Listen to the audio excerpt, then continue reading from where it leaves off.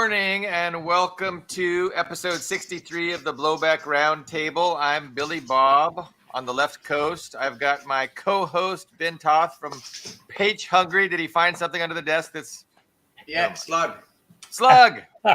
She came we got Carlo in DC and Ian Kummer from a suburb in Moscow. And I've been putting a cow in Moscow and nobody's corrected me. I've been sounding like a moron for 63 episodes, but it's Moscow, not Moscow. Well, except for your Russian. Do you remember the battleship? Not battleship, but the ship. It's Moskva in Russia. Yeah, and you can say cow, Ian? You can say cow. Yeah, I mean it's not the Russian name anyway. You know, it's Russia. It's not like only Ukrainians get upset if you don't use their funky Ukrainian accents on all of their and the correct letters. You have to use the woke letters. You have to use. But yeah, Russian is cow. I mean, it's Moskva. Stepling corrected me, so I'm going to have words with him. I'm going to tell him.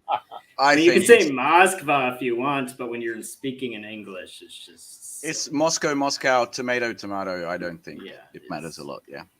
I think John Stepling sent a message to Rockhill when he quoted Theodore Adorno.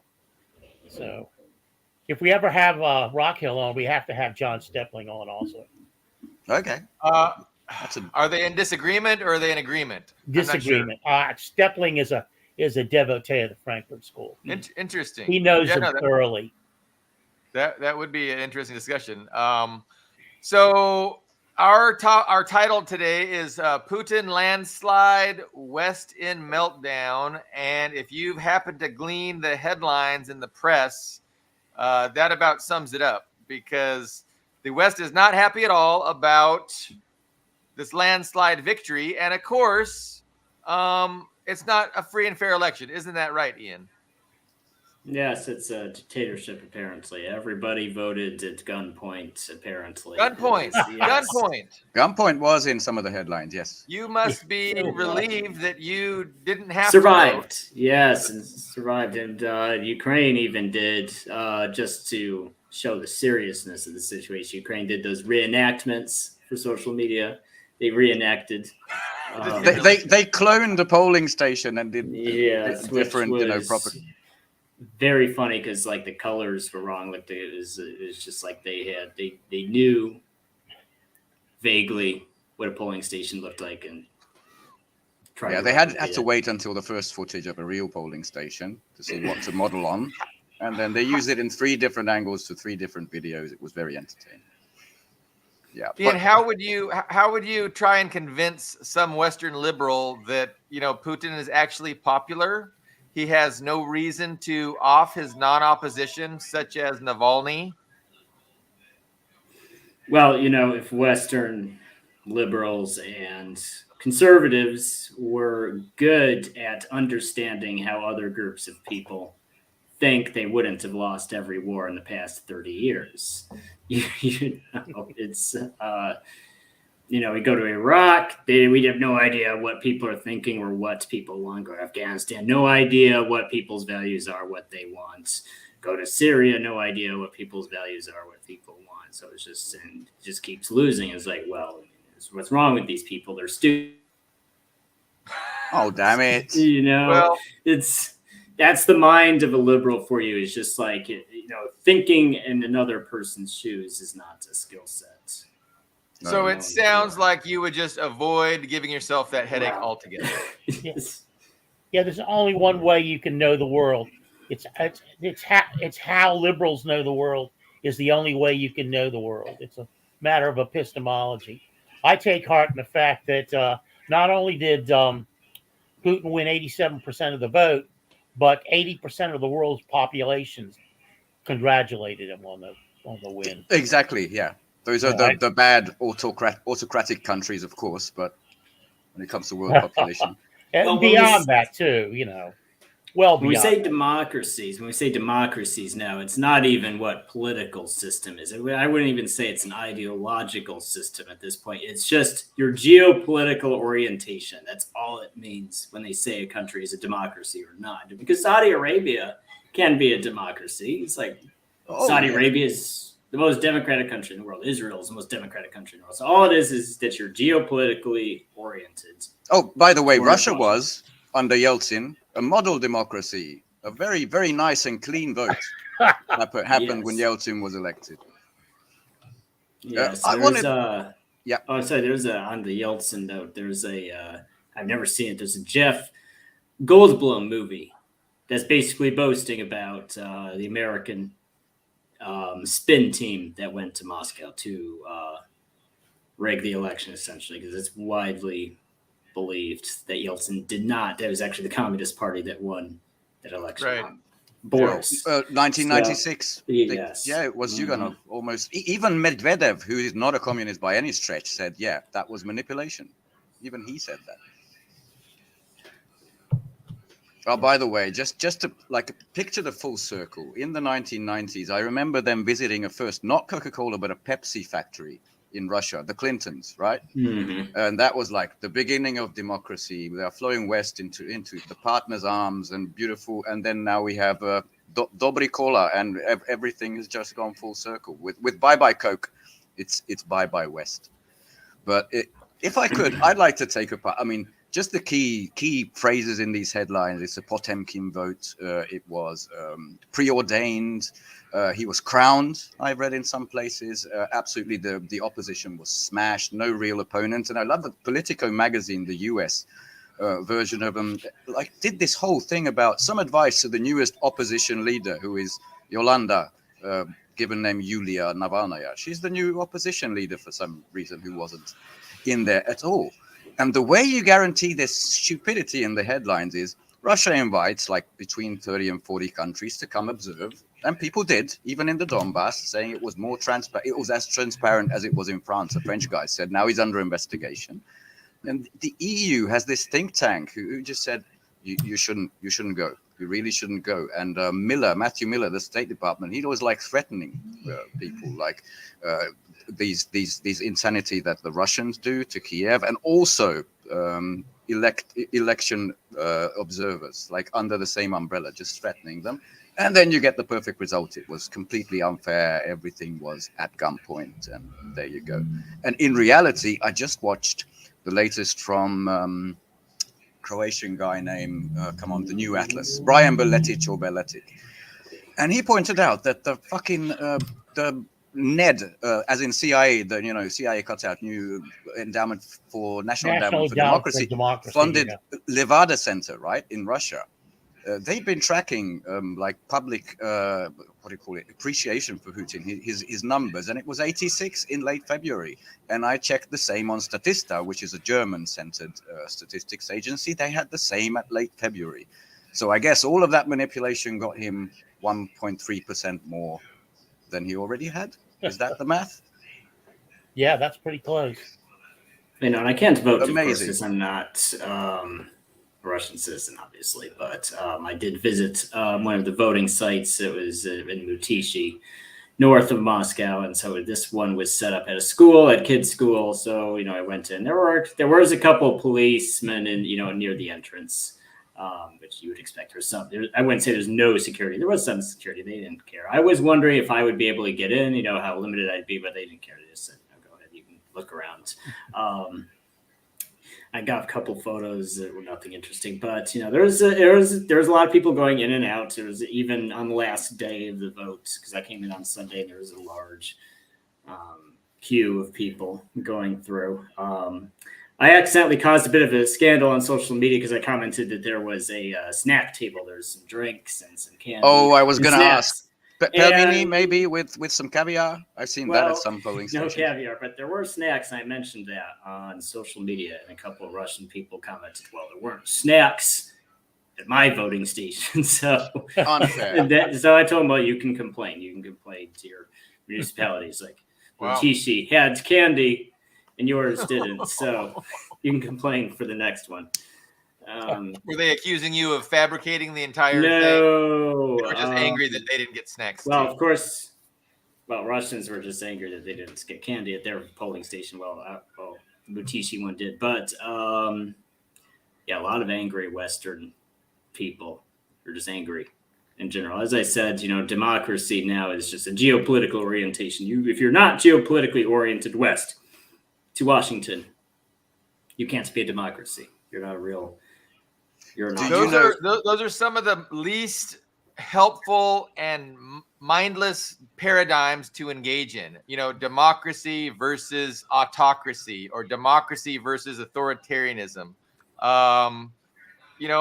Authoritarianism versus what? Like our free liberal society. I mean, these are paradigms that don't have anything to do with reality, and they're just for propaganda purposes, to keep people's minds disconnected from reality.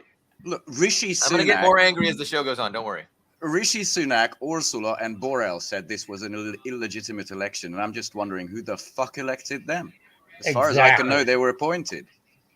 They wouldn't find democracy if it. It's still amazing. Not to mention the U.S. bridged decades, actually centuries ago. I mean, let's face it. How many elected democracies have they overthrown? Where do you want to start? Yeah. Sometimes, to put myself to sleep, I begin with Mexico and work all the way down through South America. Are the coups of elected democracies that it's easy. It's better than counting sheep.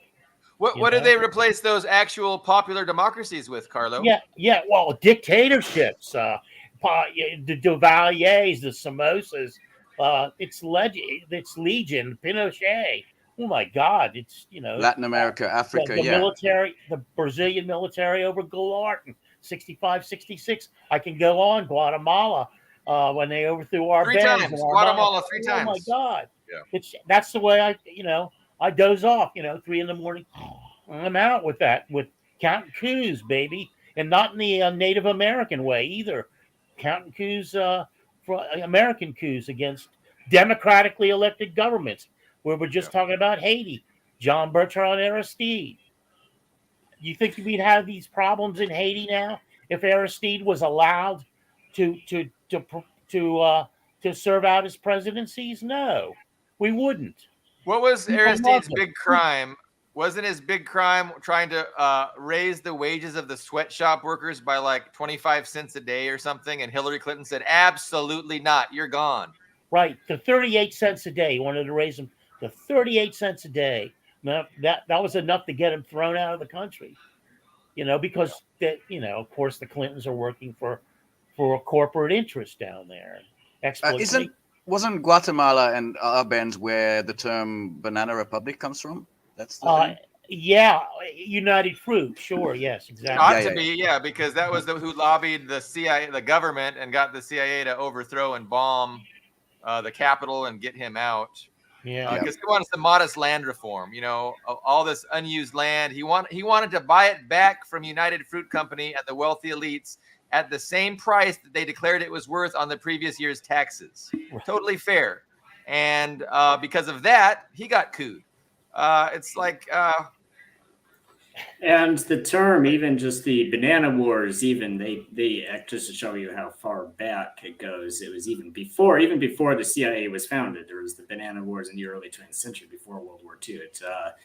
It's what Smedley Butler was the Marine general, the 2-time Medal of Honor recipient, who wrote "War is a Racket," who was basically condemning the whole. As he called it, a racket. It's just a corporate. I didn't mean to bring that in. Money grabbings. Corporate money grabbing scheme, all of those small wars that we're fighting in the American sphere of influence, as we call it. War is a Racket, great book. Yes. Smedley Darlington Butler. Yeah. He spoke for the bonus army in Washington when they wanted their bonuses early from fighting in World War I. And oddly enough, among the Marines that drove the protesters, the bonus army out of Washington, it was led by Douglas MacArthur and George Patton. Patton was there, and Eisenhower were there. They were all there. Was Eisenhower there? I know MacArthur was there for sure. Yeah, there was a young Eisenhower. He was there. Yeah. Isn't This is just something that sparked my interest recently. Isn't Patton the one that the really far right likes to quote nowadays? Because we destroyed the wrong enemy, and now the barbaric Asiatic thing people are overwhelming Europe. Is it going to become commie? Isn't that Patton? Yes, he was, and Patton's quite, because he was very much part of the anti-communist hysteria, like with Carlo mentioned. There was this panic that there was going to be, because where do coups or where do revolutions very often start? In the military. So there's a lot of fear that World War I veterans are going to get fed up and cause some sort of mass rebellions. That's why they were so panicked about the bonus army demanding their pensions that they were entitled to, and Congress was pushing back. What was basically happening during the Depression is Congress kept pushing the maturity date for those certificates, and they were just hoping they would just die off first. So that's what sparked out of cash. There's some similarity to today. Yeah, but with Patton, but not to deviate too far, but with Patton, so yes, he was very anti-Russian, very anti-Soviet, very anti-communist. And he had quite a bit of controversy because he was part of the military government in Germany right after the war ended. And there were actually complaints about him because of his treatment of the prisoners in the camps. He was indifferent to them. There was actually a chaplain, an army chaplain, who got so fed up by it, he wrote a complaint to Congress, and that got Patton in trouble. And that's part of the reason why he was taken from the position after the war was over. But yes, right wingers love to quote him because of all those statements about, we should have sided with Germany against Soviet Union. So yes. Yeah, they do movies titled "We Destroyed the Wrong Enemy." And of course, they are looking at the Jews, still that question is still there. Weird. But back to democracy, right? So I was, of course, a bit let down because Kharitonov, KPRF guy, who came in second, which is good, but, way lower than I would have wanted. But I mean, we can talk about the other guys, but maybe they're not worth mentioning, right? I mean, I don't know, the Novaya Ljudi, the New People Party, he was the last to run, and the second was the liberal Democrat Slutsky. Let's call him Slutsky. Doesn't matter. I mean, they like 3% and 2%. The second was Kharitonov. But my vibe was maybe they didn't launch a campaign to win against Putin. It's like they sort of launched this guy to get some message out, and then under Putin, their victory program will be eliminated. I mean, maybe you have some insight into that, or maybe you haven't. The KPRF isn't for everybody to follow.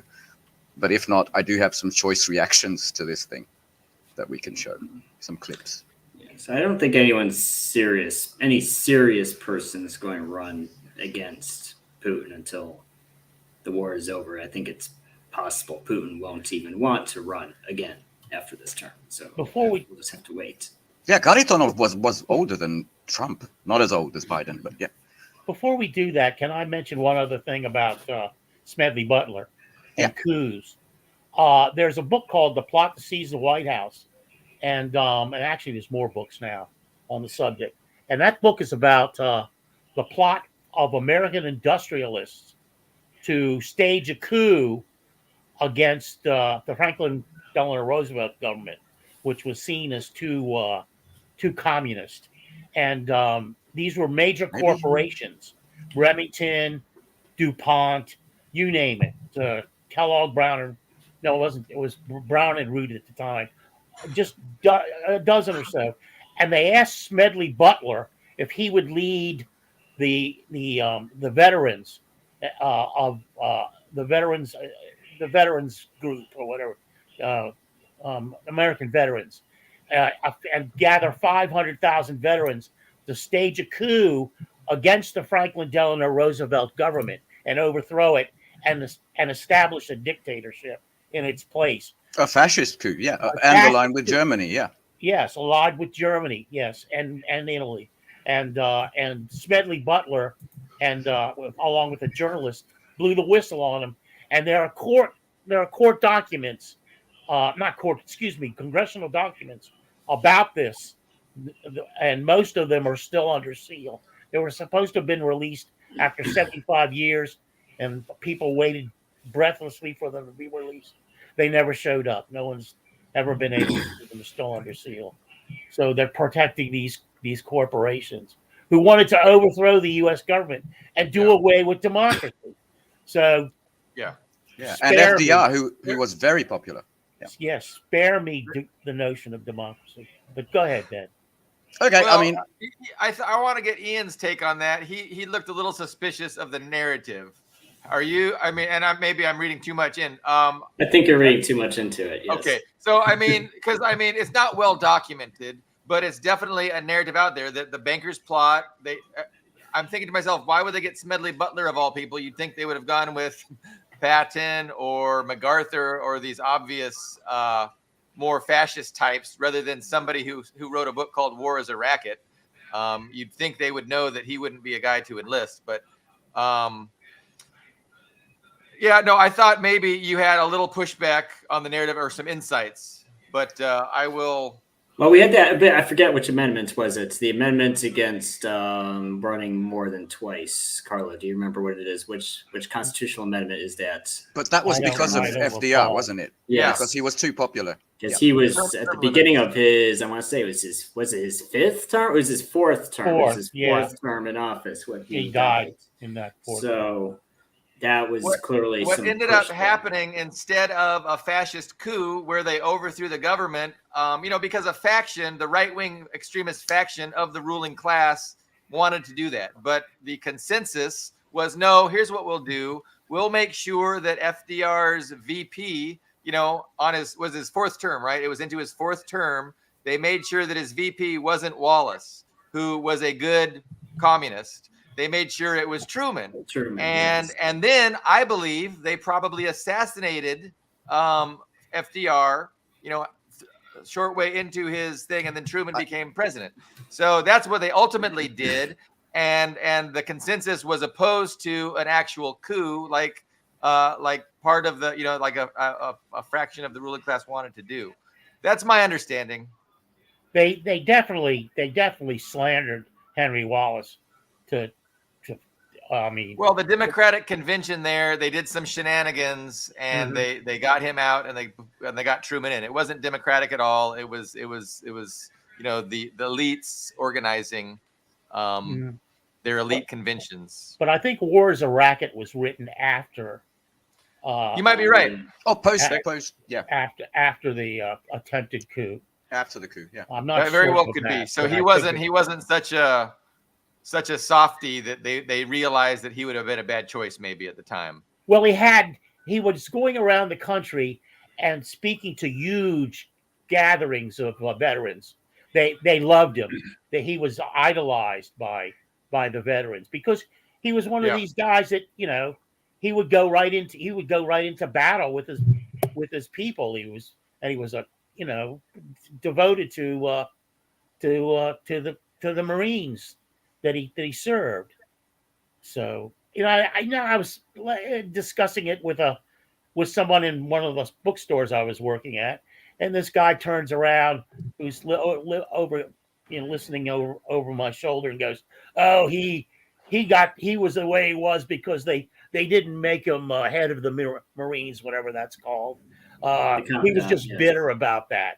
Give me a break, man. You're just a little fat fuck here in Washington, D.C., who's got his own conservative notion of what the world is like. That's not why he did what he did. I mean, there was tens of thousands of people that were under him that admired him greatly. So, shut up. It's just disgusting sort of twist to things you get here in Washington. Ben, you wanted to keep us on track, and I know you might be bored with the Russian election, but I sort of want to get back to it. But since we're in history, I quickly want to rack. I think Carlos means the Lusitania. I think that's what that comment is. Yeah, and with there's a conspiracy theory. It is a conspiracy theory about Titanic. Yes. For this, I adhere to you, Spanish Fabs. You might be right. I'm just very. I know they had some connections to some oligarchs in the 90s. The KPRF did, and that's not a clean slate, if you know what I mean. Also, I know they're in the Orthodox Church, just like it was all major factions are. But I did like that in 2018 was the last election. they got like over 22%, and all the videos I've seen of polling stations, it was young people, young KPRF people, and it was still the largest in-name communist party, which gave me some hope, as opposed to some small splinters. But getting back to democracy, as you mentioned, there was long queues on Sunday, which I think is normal because Sunday is the preferred day. It's a day off. You get up, you have your coffee, you try to walk to a station. Everybody has the same idea. But the West already labeled that as noon against Putin. That was the big Navalny. Everybody there. They had these long queues also in European capitals of Russian expats also interviewed voting for Putin. And those were the brave protesters of democracy and the Navalny crew in the framework of the West's mind for some fucking reason. What's interesting about that, though, is that all of this, actual election interference, because like the green ink, for example, which. Well, there was that, yes, but I mean, outside of the country, there was like Latvia was threatening legal action. There might have been a couple other countries as well. And what's interesting about probably that, two other countries, the bloody three Baltics. Yes, and what's funny about that is that Russian expats are more likely, not less likely, to vote against Putin in the election. So it's kind of interesting there. That they're lashing out at people who are more likely than others to vote against Putin, which is interesting to me. Because if you like Putin a lot, there's a chance you're still in Russia. So it tends to be people who don't like Putin who leave, go to a Western country, and those are the people who are having a hard time voting. Yeah, isn't that cool? Everything they do to stop Russia, it seems, is strengthening Russia, including the political system, including what Putin framed as finally we are together, the united, as in his party's name. Reactions. Go. Well, I want to juxtapose again the reality of U.S. democracy with Russian democracy. So just the voting, right? So we get, usually it's like a weekday that we get one day to go out and vote. We have to work around our jobs. We have to go to a polling place that's, maybe crowded, and they can manipulate this. So the people that, decide who they want to win the election can manipulate it, and they can close polling places in population areas that are popular for the person they don't want. So there's 100 ways to rig elections. Of course, we didn't even say digital voting machines. We didn't say it, YouTube. Well, and they would never do that. YouTube, they would never actually rig an election. But if they wanted to, the system, there's so many ways to do it. And again, it's one day during typically a weekday that you have to vote. You got to work through these lines often, work around your job. And meanwhile, Russia, it's a 3-day weekend. You have 3 days to vote. You don't have to work. And that's probably one of the reasons why they had, 75% turnout, even though sometimes it might not be that high. But which way is more democratic? Like, which way really wants the people involved and enfranchised? Like, I don't think the West democracy really wants people involved or enfranchised. They want us placated. They want us to pretend or to think that we have a democracy and that our voting matters, but nothing fucking changes. Like, it's a joke because our vote doesn't matter. People know that intuitively, and they try and discourage us from voting anyway. I mean, yeah. Shoot, I had one other thought, but it escaped me. And both parties use those tricks. So, yeah, for sure. Yeah, they do. In their primaries, gerrymandering is not exclusive either. Yeah. I mean, but as far as the voting machines go, I don't want to go down the Mike Lindell rabbit hole. Believe me. Yeah, me neither. That's fine. Regis. I think he's a Russian voter, isn't he? Ian? No. No. Okay. Well, he's there enough for the time. Yeah. Not a resident. He's not a resident yet. He's in Facebook. He said he went to a polling center and people were using electronic voting machines. And Don questioned him on that. Really, electronic voting machines? Because he was surprised. And Regis insisted, yeah, it was electronic voting machines. You can vote online. You can also vote. There's a digital app you can use to vote online from your home as well. I just wanted to say, definitely safe, secure, and fair ways to do electronic voting. And then there's also rigged ways you can rig the electronic voting. But again, Putin's so overwhelmingly popular that they don't need to rig it. They don't need to off his non-opposition. Like they can have a free and fair election because he will win in a landslide. And Westerners need to just appreciate that he's their legitimate president in a landslide.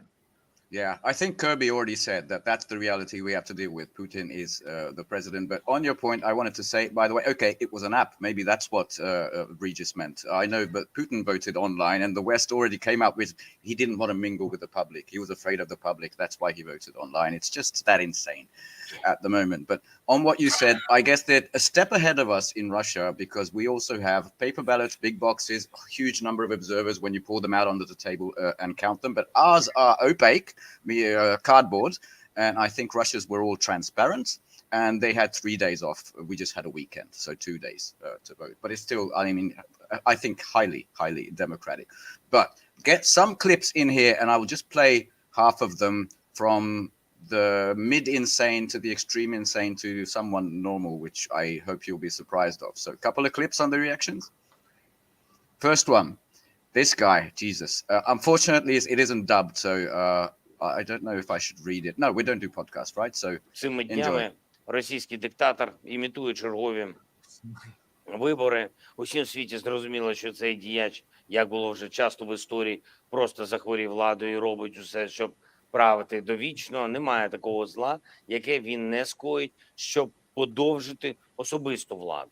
Немає нікого в світі, хто був би застрахований від цього. Дякую кожній державі. Half of it, but that's insane. I also saw another version where the subtitle said he was an actor, as in he accused Vladimir Putin of being an actor, which I thought was supreme. Here's a second one. I hope you've seen this. This is very short.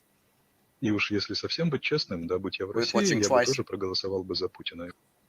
Sorry, if I were Russian, I'd probably vote for Putin, and that's Mr. Arestovich, long-time buddy and friend of Zelensky for a while. And this is my final. This is out there, Mr. Zizlek, sniff, the so-called Stalinist leftist from Slovenia. Jesus Christ, just listen. It's English at least. They are no less than Arabs. They are today in the worst sense, fanatical religious fundamentalists. Yeah. They have to be stopped unconditionally. They are. Just so you know, he's talking about Russia and Putin, the Putinist regime. Okay. Well, he was doing his. Oh, I'm sorry. Doing his best imitation of Zizek there, but I like the Zelensky. It was pure projection. I mean, he didn't. He cancelled the election, and yet he's speaking. Look at him. He's simulating an election. Zizek, I don't know when he became this sort of an absolute NATO puppet. That's the one that was like. Yeah, I'm interested in the context of that. I mean, I'll watch that Piers Morgan episode. Piers Morgan, he's such a fuck, but it's interesting. But he's getting schooled now. Turn away. Watch the who was the guy who was there? Not Mersheimer, the other one who was there in the 1990s Russia. He did a recent one with that, and he beats up, he mauls that guy, Piers Morgan. Jesus, Jeffrey Sachs, maybe? No. Sorry, I get mixed up. But also another regular Judge Napolitano guy. Oh, not Blumenthal. No. Is it Larry Johnson? No, not CIA, but you know the guy who was a big advisor on economics, including 1990s Russia. He was there during the looting, and now not he's Sachs. Not Jeffrey Sachs. Is it Jeffrey Sachs? I think maybe. I mean, Sachs that's who you're describing. It sounds like. I think it's Sachs. Then I was unprepared because there's another Sachs who's a banker, and that's not who I mean. And it gets really, but just so out there reactions coming from everywhere in the world. So when you brought up Arestovich, I noticed that he was on a platform called TikTok. Oh my God. I don't know if Disinfo network. If we want to discuss TikTok and why TikTok is terrifying the Western, ruling establishment, and what I see as a clearing of the media battlefield in preparation for a further escalation. So if they're planning on having a further escalation, regional wars, maybe with Iran, maybe with China, they're going to want to have a media space in the West that is not tolerant of dissent, or much less tolerant of dissent than they already are. And so that explains why they want TikTok out of the way. It also explains a bunch of other things that is going on with the censorship regime that they're trying to push. But it kind of makes sense, especially if were prognosticating that, in the near term future, there's going to be greater hostilities. You guys, the TikTok ban, well, I mean, it's marketed as a TikTok ban. I mean, that bill I remember like it was a year, whenever that bill first came to light. It's a control bill, isn't it? Yes, you can lock down. I mean, they could. I mean, I haven't seen the final version that was passed, but with the draft they were talking about could ban VPN. It could ban anything that you could label as against. So very, very broad, and it would not just be applicable to TikTok. No, websites, of course, accounts. how they do.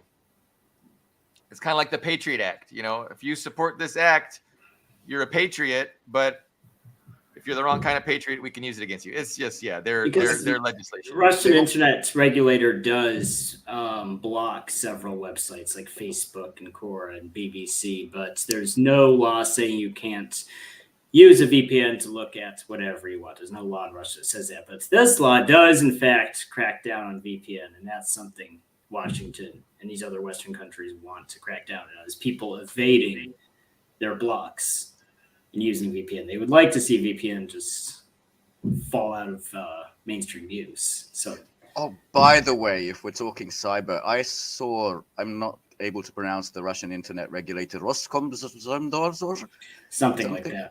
Sorry about that. But they reported there was about like 300 or 400 attacks, cyber attacks on Russia's different systems. And you can guess the three, you don't have to, but mostly from the UK, the US, and the Baltics. Those were the origins of the attacks, interestingly. Or not. But yeah. That makes sense. That gives me some confirmation bias. Thank you, Spanish Fats. That. So especially if there's an app. If there's an app that you can do voting on, you can guarantee that Western hackers are going to be employed by the CIA trying to meddle with that system. But I'm sure it's safe and secure.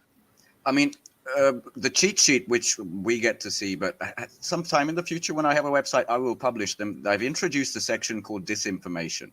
And Jesus, it's not just TikTok, guys. It's like Blinken wants more media transparency in the Pacific. He wants correct news.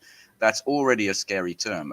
Stuff like that. There's a wave of, I'm just going to find this one because it's so good. A flow of lies awaits voters in many countries. Blinken called in the VOA, Voice of America, CIA, and net cut out. Very interesting stuff. And Europe, which I downloaded. Unfortunately, it's like a binder, but a new media freedom law, EU-wide, which I'm kind of scared to delve into because it's probably named just like the Patriot Act or No Child Left Behind, which left so many children behind Act. But we are entering into this era where Cleaner Skies. The Cleaner Skies Act actually increased the amount of pollution. A wonderful naming convention that both these groups have. I just wanted to say we're heading into some deep shit, and I think the catalyst for this wasn't so much Ukraine, which has got the people in Europe souring. I mean, they're quitting the armed forces at the moment. I think this one was Gaza, as I think we mentioned last time. It was the ADL, Anti-Defamation League CEO saying we don't have a left-right problem, we have a young-old problem. In short, we have a TikTok problem. The young people are not going along with their preferred narratives, self-defense, there's no genocide, that sort of stuff. It's leading us to a dangerous place in the different media landscape. So you think Israel-Palestine was the major catalyst for pushing this anti-TikTok law?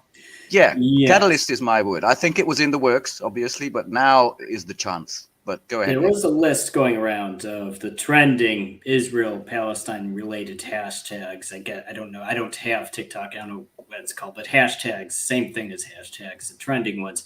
And the overwhelming majority were pro-Palestine. And the one, like out of like the top 20, the one pro-Israel had like maybe a couple million, I saw that same meme, and assuming it was true, it was like 50 to 100 to 1 was the kind of the ratios of how the algorithm was promoting Palestine narratives over Israel narratives. And apparently TikTok, they have an algorithm that is not, it's not politically biased. It just kind of, whatever is actually trending, it just magnifies the existing trends. And that's why they don't like it, because it's a grassroots kind of algorithm, as opposed to a top-down algorithm which can distort and push agendas. So this one is just a real grassroots democratic algorithm that promotes what is organically already trending. That's my understanding, and I mean that would make sense why they oppose it. But it does draw questions. It raises questions about X and Elon Musk, because a lot of people made the accusation that, you know, when he rebranded as the free speech platform, a lot of people pointed out, well, you know, my account's still locked. He never lifted the ban on all the Russian accounts he banned. You know, just all conservatives, everybody, their accounts are still locked. He's still, there's no evidence he actually took it to a free speech platform. There's still censorship. There's no evidence that he did anything except that he says he did. Yeah. And now we see TikTok. So it's like, you see how fast they can crack down on a platform if they wanted to. If Elon Musk was really standing up to the deep state, why didn't they do that to him?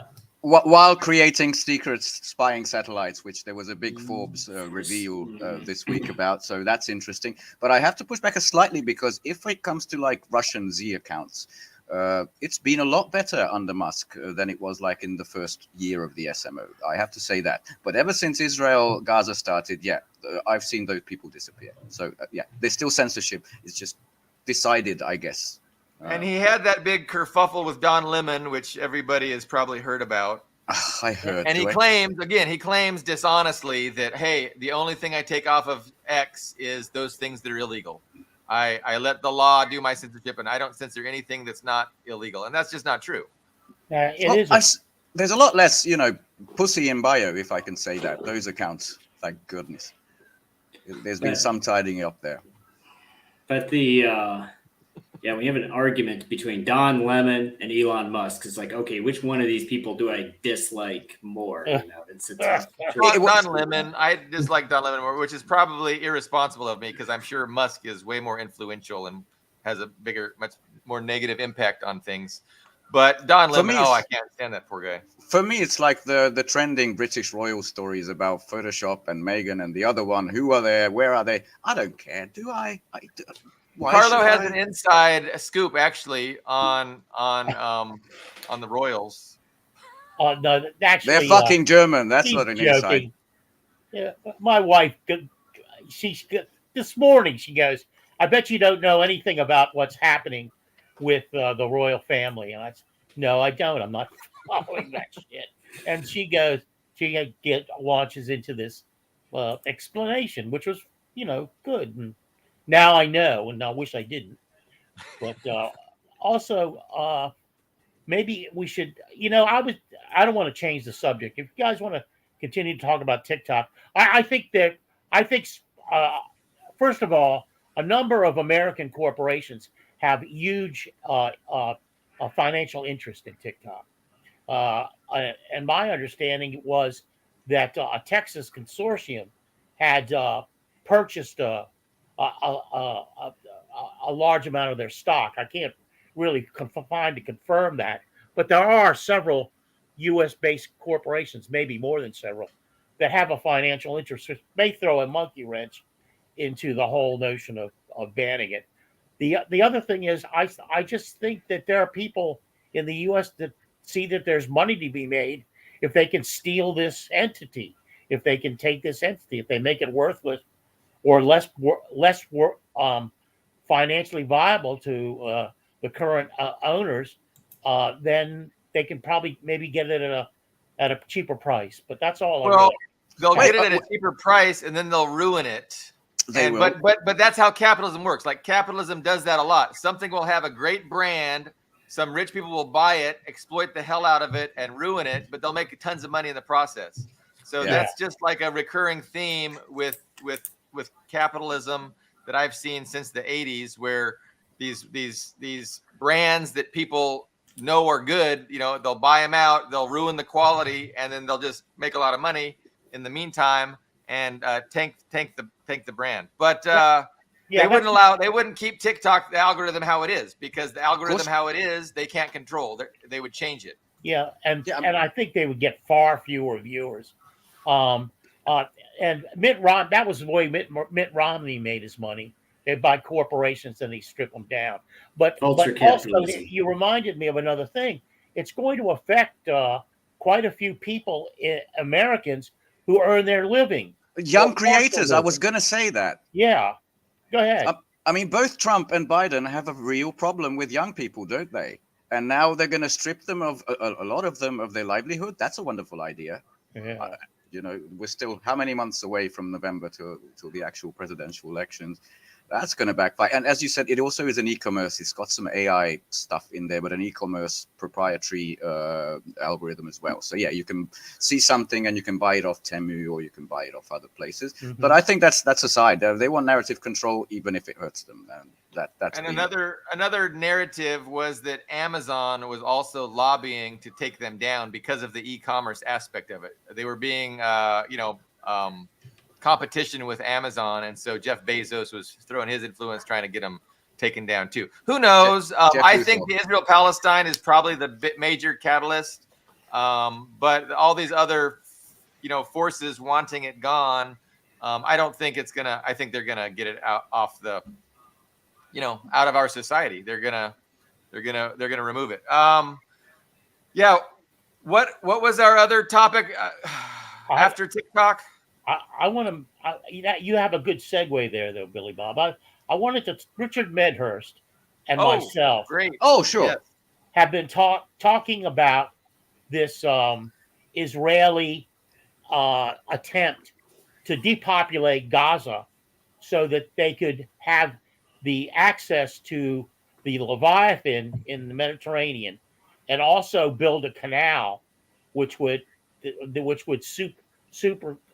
be in competition to the Suez Canal, and I've been following Richard in that strain, and agree with most of what he's saying. There's a couple of things that, first of all, I want to just say that this notion of this pier or whatever you want, or port, that the U.S. wants to build Richard's more or less treating it as though it's a kind of stepping stone to an island in the middle of the Mediterranean to be used as a base for stealing the liquid natural gas, or actually the natural gas that's in the under the sea there. First of all, that's just and Ian can back me up on this.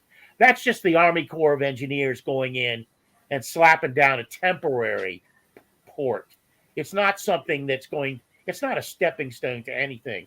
The other thing that doesn't make any sense to me is, why would Egypt be accepting all of this aid if it's only going to lead to an eventual competition with the Suez Canal, with the Israeli Canal, which will hurt trade and the cash cow that the Suez Canal is for Egypt. So I just want to throw that out.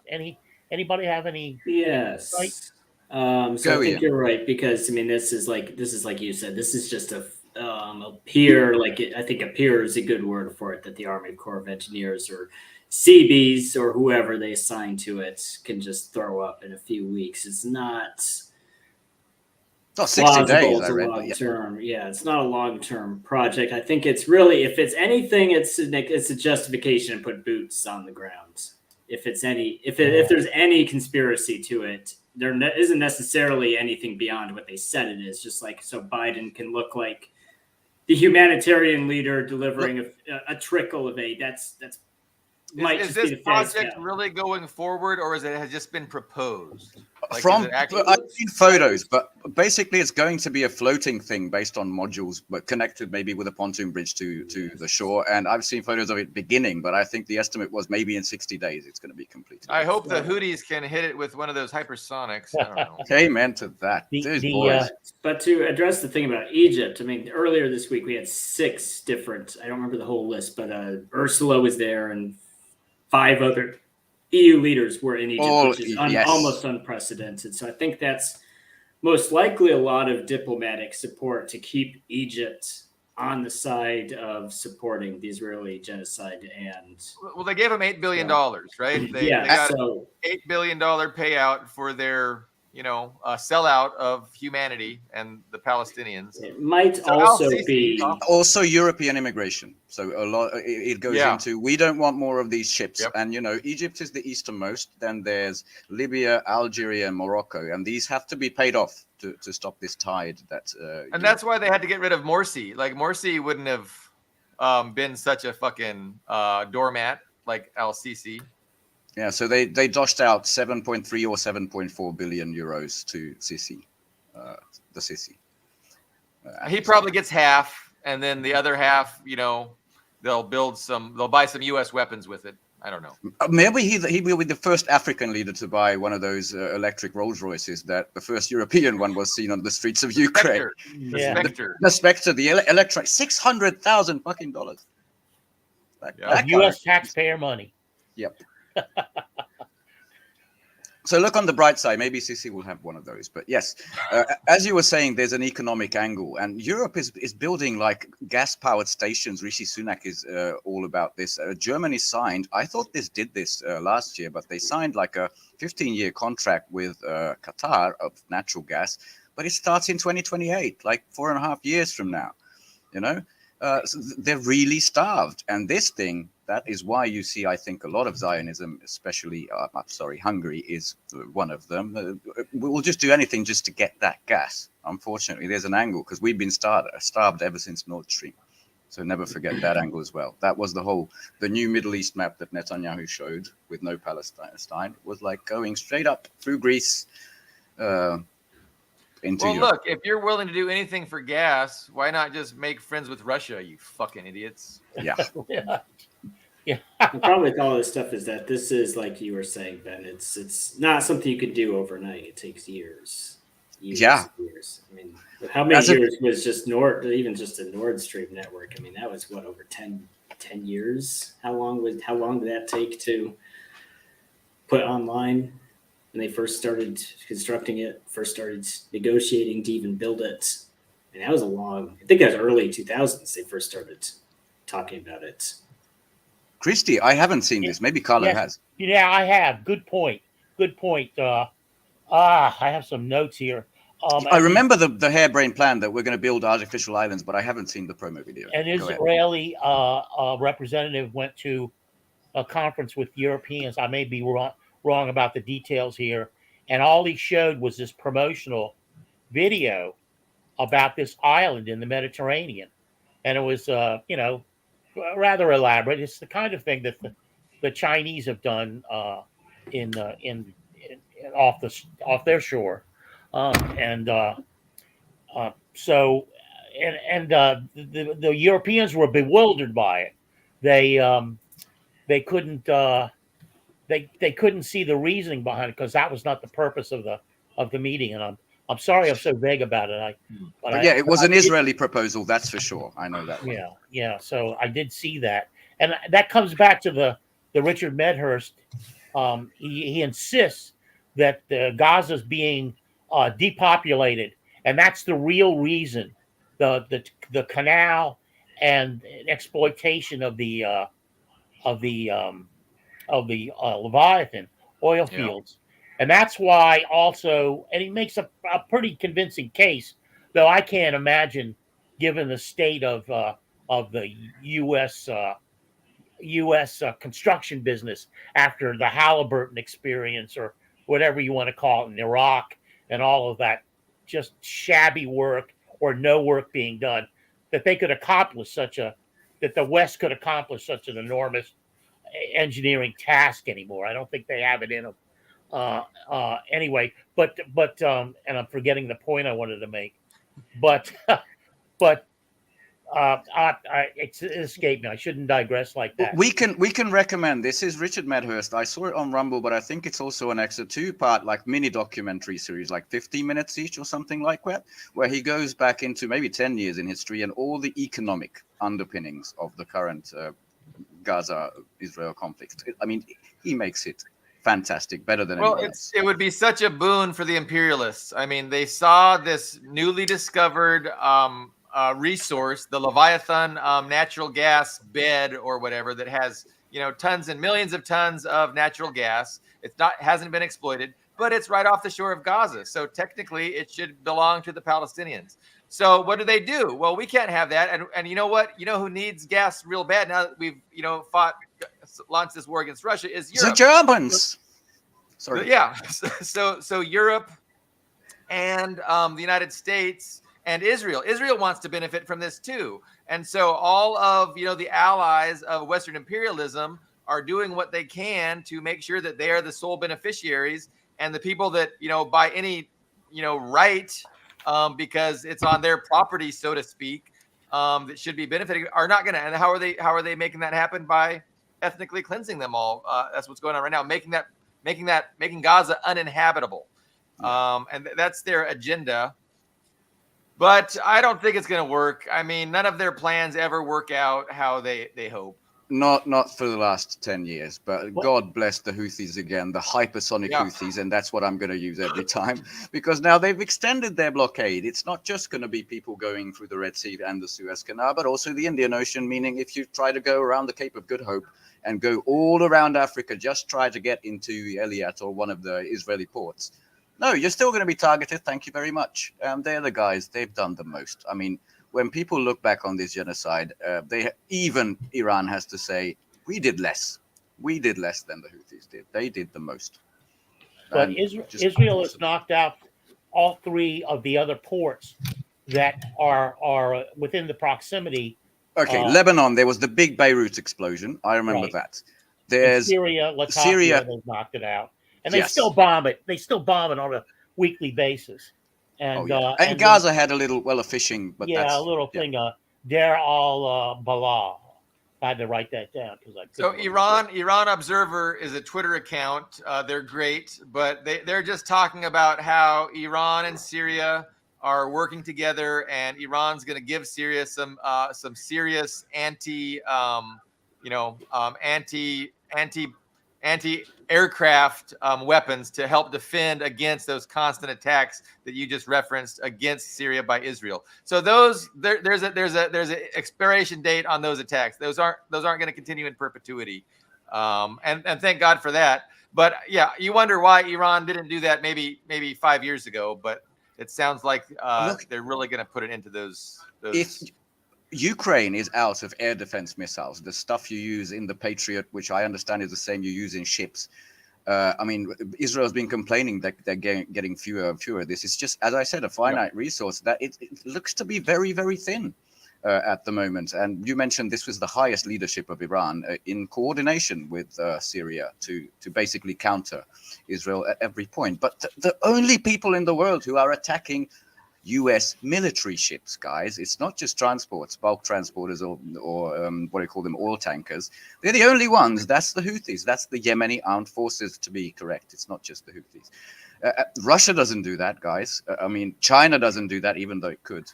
Well, they don't have the impunity, right? I mean, nobody dares to do that. Because who's going to occupy Yemen? Like the Saudis just lost a war against Yemen for 10 years. And that was the best that the West could muster to defeat them. So Yemen, they own all the cards. So no good. They have the freedom to do it. Whereas I understand why Iran isn't doubling down and escalating in that way. And I don't blame them. Like, I support Iran in their measured approach to this conflict. Thank God for Yemen, and they just deserve all the total credit. It's really tremendous. Absolutely. Well, we have to remember in 2022. There was all those rumors. I think it was all but confirmed that the Saudis were looking to completely normalize relations with Yemen, and that included, amazingly, I think that was Iran. That wasn't Russia. That was Iran sponsored. No, that was Saudi Arabia. But someone had to. I think someone sponsored that. China was sponsoring that, right? China was sponsoring. I think it was just the Saudis, and what happened was what happened is Biden. The point is that Biden intervened and stopped that from happening. So when you have this position of why are the Houthis going all in? Well, because they're already war torn. They have a lot less to lose. If they already had that sweet deal with the Saudi Saudi Arabia, the Kingdom of Saudi Arabia, and we're getting those reparations, we're getting rebuilt, there would be a lot more to lose, and they might be more hesitant to get militarily involved like they are. So I think that's another strategic victory for Biden, is what's happening in the Red Sea. So that's sarcasm, I believe. That's sarcasm. Yeah, so I believe China came in to mediate between Saudi Arabia and Iran, who were enemies not that long ago, and Iran in turn, I think, pretty much mediated the Yemen Saudi. That could be. That's how I remember it, but I could. And I know we've made the point before where it's always the countries that have the least to lose. So that was a great point, Ian, about Yemen not having to lose, and that allows them the freedom. So same thing with Russia having a revolution in 1917. They had the least to lose. Cuba, their revolution, they had the least to lose. It's these societies that have the least to lose that do the heaviest lifting. And now we have to follow up with Niger. I think in 2021 they wouldn't have said get out, fuck off, French, get up, fuck off, US, and that's where we are. First they booted the French, and now they've effectively nullified all the agreements with the largest drone base, right, in Africa, very important to the US, saying Africom. Fuck off, it's ours. It was something like $2 billion. Go away. We don't need you anymore. Those agreements are null and void. You can go home, Yankee. Isn't that amazing? As you pointed out, Ben, in the cheat sheet, they immediately tied it to the Iranian purchase of uranium.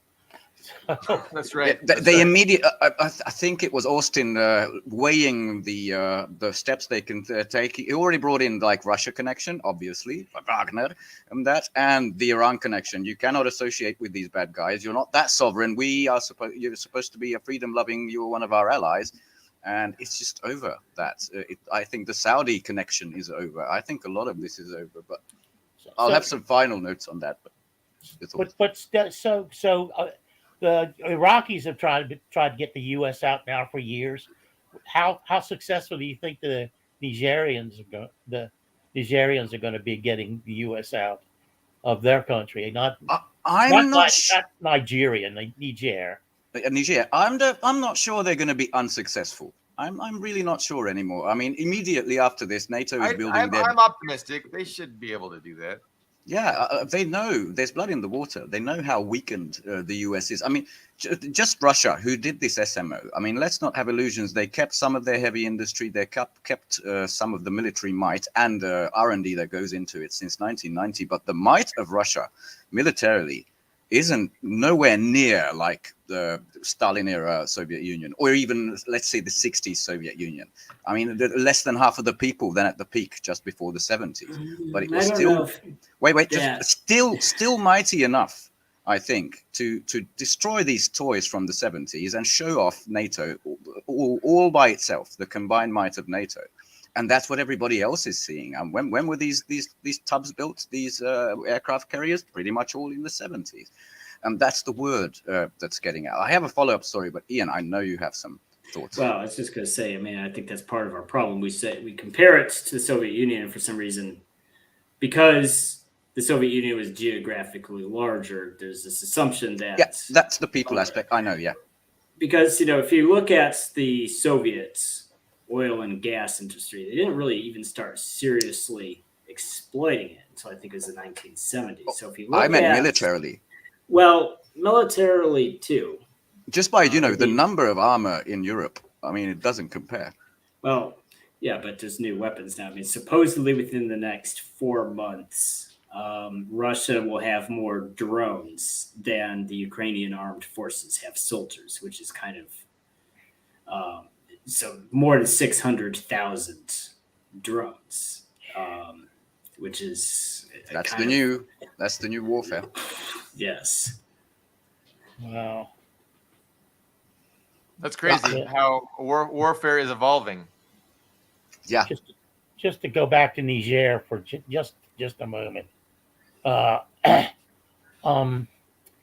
They're charging now that they've broken away from France. They're charging the international rate for their uranium, and that overnight made them, I think I read somewhere in the Western press, the fourth most solvent nation in the world. overnight, because it's a small country, and if you're selling uranium to the French for 45 euros a pound, and then suddenly you go to the international rate, which is $1,226, something like that, like 5 to 100 euros per pound. You kind of alter your economy a little bit. So I've also read somewhere in African news, this might be a couple of weeks, maybe a month back, but they want cash reparations from the French going all the way back. Like, we're talking trillions. They're demanding this. I don't think they would have been able to, the pre-2021. It kind of shows the hypocrisy of the whole Garden of Europe, as they like to call it. They talk about democracy while they, without even blinking, will just rip off these other countries. I mean, what was it? You said 45. It was 45 euros. To 1,000. That's whereabouts. Yeah. I mean, that France had that deal. They didn't even feel embarrassed. Like, I would feel embarrassed giving someone $45. It's good business, Ian. It's business. Well, good. They did the same thing in Mali with the gold. Like, Mali has all these gold mines. France has no gold mines. France has all the gold reserves. Mali has no gold reserves. It's just theft. It's colonial theft. Or neo-colonial theft.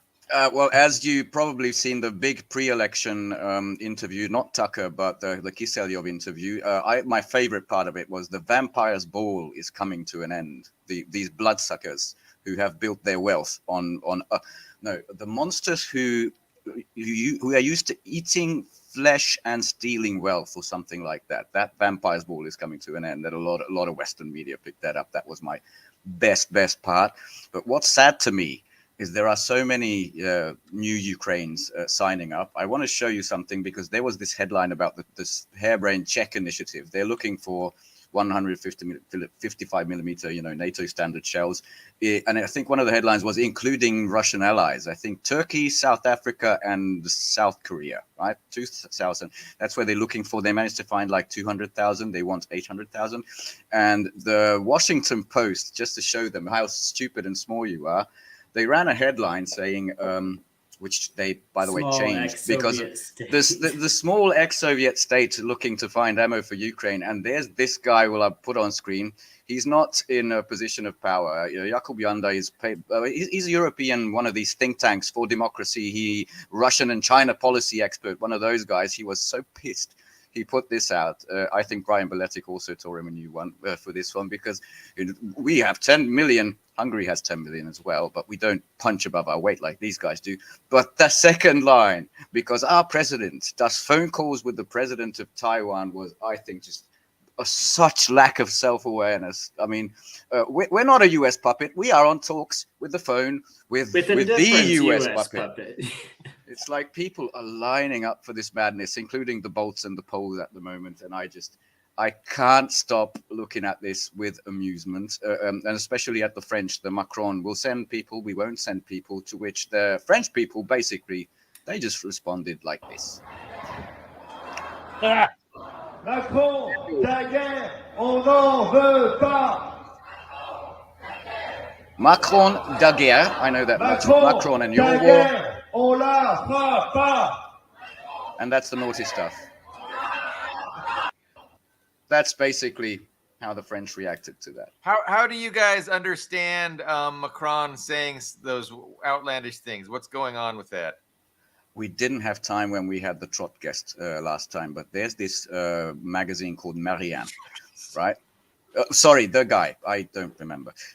And it did this massive leak of, I think, 3 French intelligence reports. And it was so devastating. The losses in Ukraine, yes, our people are there, but we are basically, we're an army of cheerleaders compared to the Russians. There is no military way of winning this war. And the only folly would be to only do the military aspects. It was a huge leak, that, like, as a warning to Macron, don't let it fly into your head. And that came after or before he said what he said? After the thing where there was this big meeting where first the Czech guy, sorry, not the Czech, the Slovak guy. Weird. Anyway, they're all far right, including the leftist who is in Slovakia and Orban, who is my president, according to Europe, we're all far right. He leaked that Macron had this scheme of sending, troops to Ukraine, NATO troops. And then everybody, including NATO, Stoltenberg, including the US, everybody said, no, we're not aboard with this idea. And he's still trying to get the Germans aboard, trying to get. And after that meeting, this thing came out, like basically as a big, not a red line, but hey, hold your horses. You can't be serious about this, coming from the military, from military intelligence.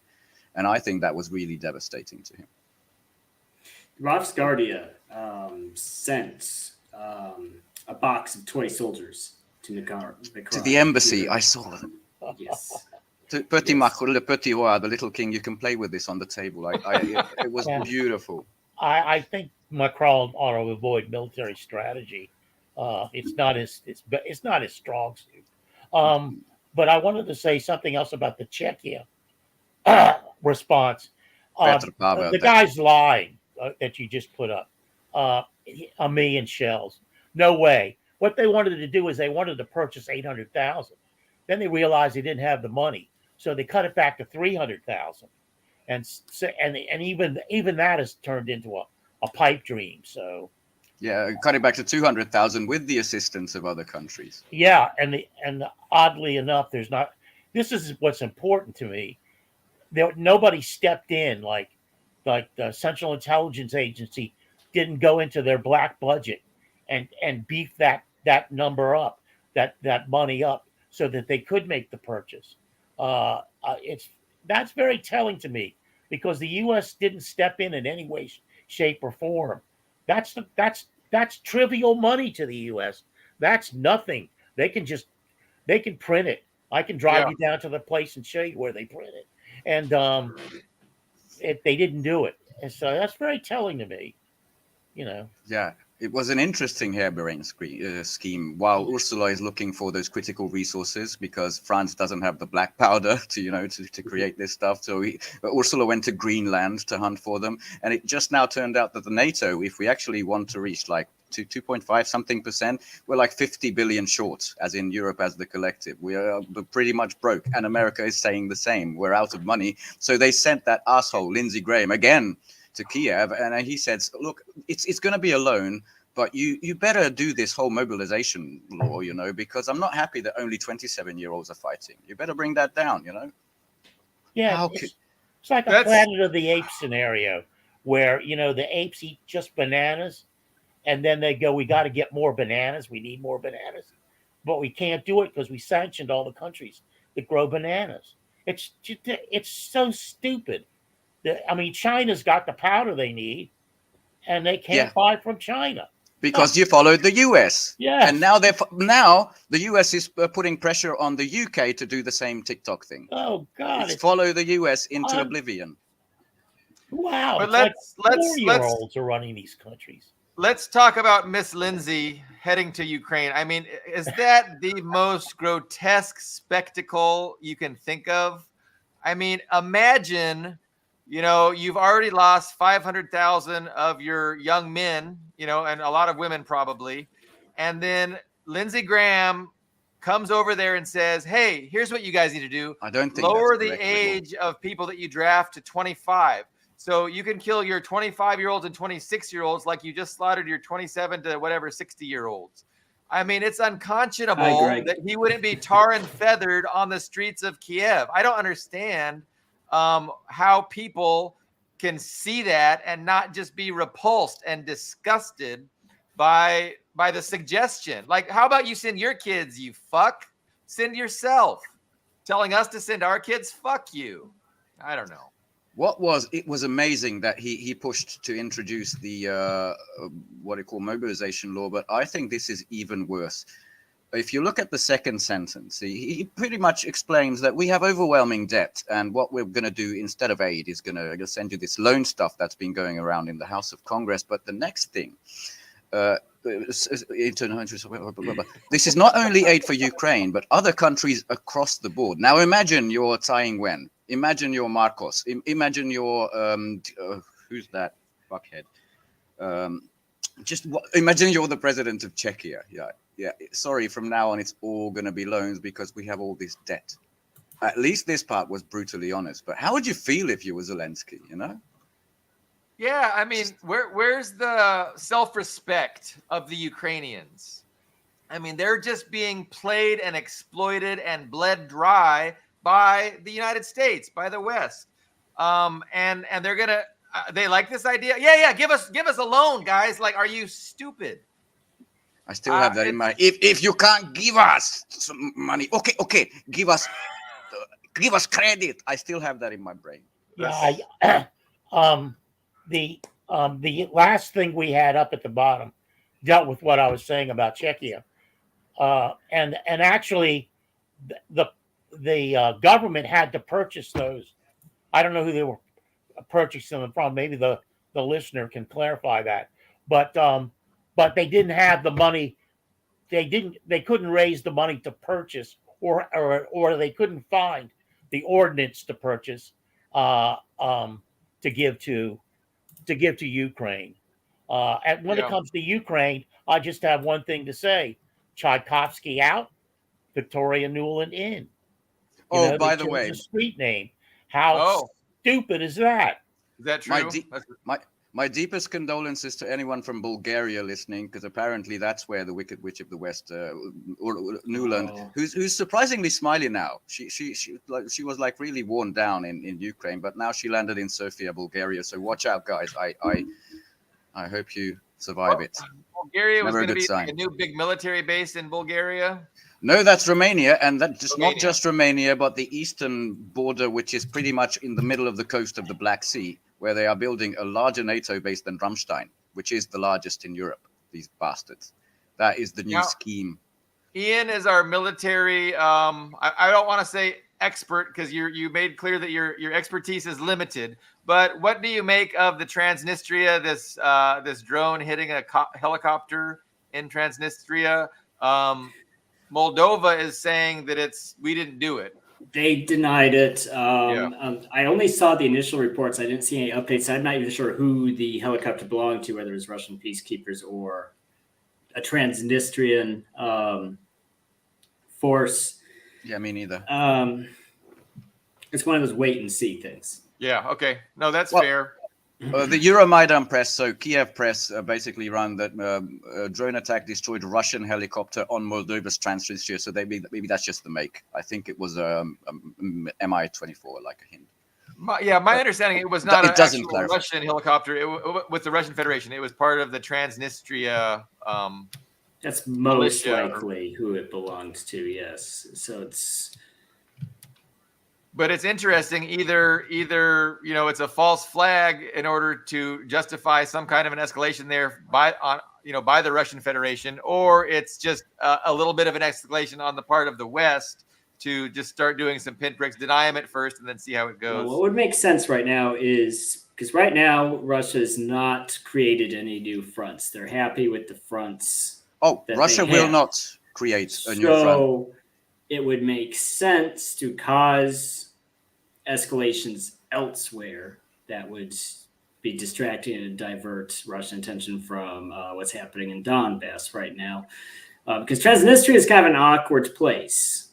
It's an awkward place. It's got a couple thousand peacekeepers there, but it's isolated. After Odessa comes home, though.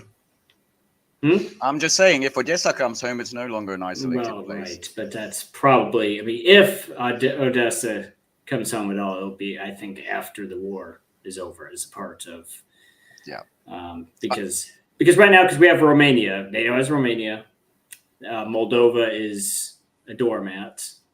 It's easier for NATO to divert resources to deal with with an escalation in Transnistria than it is for Russia to send resources there. As of right now. Moldova is not a doormat, but Maya Sandu, the president of Moldova, is a doormat. I'm very happy to say that. I'm sorry. The prime minister should just step down, and now they have a prime minister that's in step with the president of Moldova. I just wanted to thank Mr. Yanukovych for sending the clarifications on the Czechia situation. I'll bring it back. That. Yeah, me too. For my part, I understand the desperation. Just like Netanyahu desperately wants an escalation that kills Americans, that brings the US, the mighty US in, right? And I think these people in NATO desperately want, the stupid ones, desperately want an escalation. I definitely don't see it coming from Russia, but, you know, Aliyev in Armenia, no, Aliyev is, okay, Nikol Pashinyan in Armenia, he's talking about we might be invaded by the end of the week if we don't agree on these villages or something like that. And the same goes for the Squeaking Sandu in Moldova. Like, oh, look at the terror, look at the horror. And both of these guys signed something of like a military cooperation or protection treaty with France. So what I want to desperate see is Macron's little legionnaires go and, after they've been booted out of free countries in Africa, go in and try to defend these against the Russian army. Is my thought on these let's launch. I think it's likely Armenia will just cease to exist as a state with it. I've been to Armenia twice, so it's a sad thing to contemplate. But especially if they give up those new villages, it's going to tighten the noose. And Armenia is really isolating itself. It's burning bridges. With Russia, it's landlocked to begin with, and it's on its way to lose statehood at this point. It doesn't. I'm with you there. Azerbaijan. It doesn't share a border with Russia. Armenia doesn't share a border with Russia. No, and it was the last place the outgoing NATO that Stoltenberg went to. I think right now is in Georgia, but he went to these, the South Caucasian countries. So definitely, Armenia was part of the Russian defense partnership, right? And then the United States orchestrated a color revolution in Armenia, got their puppet government in place, and ever since then they've been trying to use Armenia to irritate Russia. But Armenia's been, they have this conflict with Azerbaijan. Azerbaijan is more powerful. And you're saying that eventually Azerbaijan will just absorb Armenia, or that might be what's happening. I think if Iran lets that, Turkey will be very happy. I think he'll be very happy with Aliyev, and Russia, because they said we can no longer trust Russia. We're going with the EU and the NATO. Said, okay, do what you want. Armenia was in kind of a unique position because they had both Russia and Iran kind of almost working against their own interests to take Armenia's side in that. And actually, despite being the smaller country, Armenia, the first couple rounds of that fight had the upper hand. But they've done nothing to increase their military since that last round a couple years ago. And Azerbaijan is, and if you can even go on the NATO website, it'll describe Azerbaijan as a close, strong NATO partner.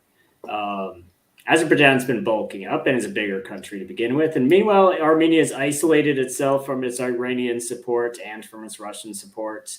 And it's not, and keeps giving away stuff. It's like it's being aggressive and being weak at the same time isn't really a good combination. So yeah, I don't see this.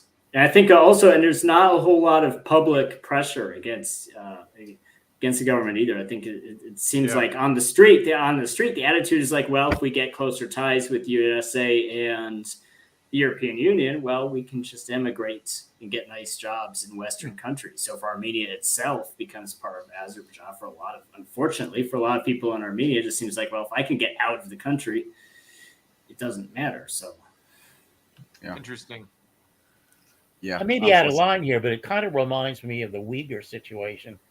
I mean, people go on about Chinese suppression of the Uyghurs, especially in the Western press, but they never mentioned that the Uyghurs had a campaign of terror against not only their region but throughout China.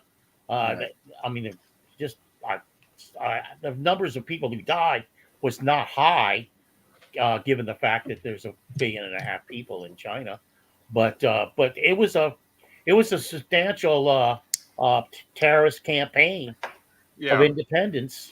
I would accuse you of being a little bit out of line, just because that's not the Uyghur people. That's a very small faction of East Turkestan, whatever, radical Wahhabist people that the U.S. cultivated and armed, funded, and ordered to go. You know, during the Olympics in Beijing, they had some terrorist operations there, and you know, some knife attacks on some trains. And yeah, it was definitely something that China had to deal with.